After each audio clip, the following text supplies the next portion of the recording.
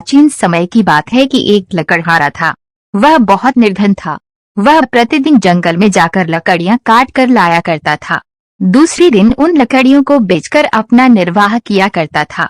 इस प्रकार वह जैसे तैसे समय को व्यतीत कर रहा था। एक दिन जब वह एक नदी के किनारे लकड़ियों को काट रहा था तो अचानक उसके हाथ से उसकी कुल्हाड़ी छूटकर नदी में जा गिरी। लकड़हारा अपनी कुल्हाड़ी के लिए बहुत दुखी हुआ।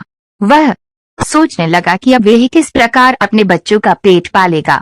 यह सोचते सोचते वह रोने लगा। उसको रोता हुआ देखकर जल के देवता इंद्र को दया आ गई। वह उस नदी के पानी में प्रकट हो गया। उसने लकड़हारे के पास आकर रोने का कारण पूछा।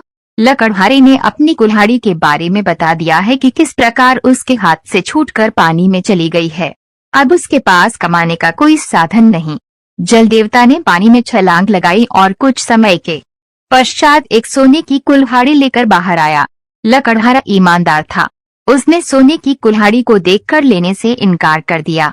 उसने स्पष्ट रूप से कहा कि ये कुल्हाड़ी उसकी नहीं है। देवता ने पानी में फिर छलांग लगाई। इस बार उसके हाथ में चांदी की कुल्हाड़ी थी। लकड़हारे ने उसे भी लेने से इनकार कर दिया।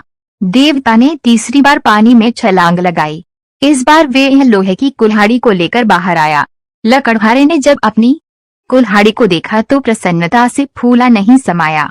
अपनी कुल्हाड़ी को देखकर खुशी से चिल्लाने लगा, हाँ हाँ महाराज, यही कुल्हाड़ी मेरी है। जल देवता लकड़हारे की ईमानदारी पर प्रसन्न हुआ। उसने तीनों कुल्हाड़ियां उसे दे दी।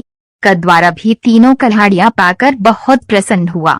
इसलिए किसी ने ठीक ही कहा है, ईमानदारी का फल मीठा होता तो शिक्षा ईमानदारी का फल मीठा होता। कहानी सुनने के लिए धन्यवाद और ऐसी कहानी सुनने के लिए चैनल को सब्सक्राइब करें।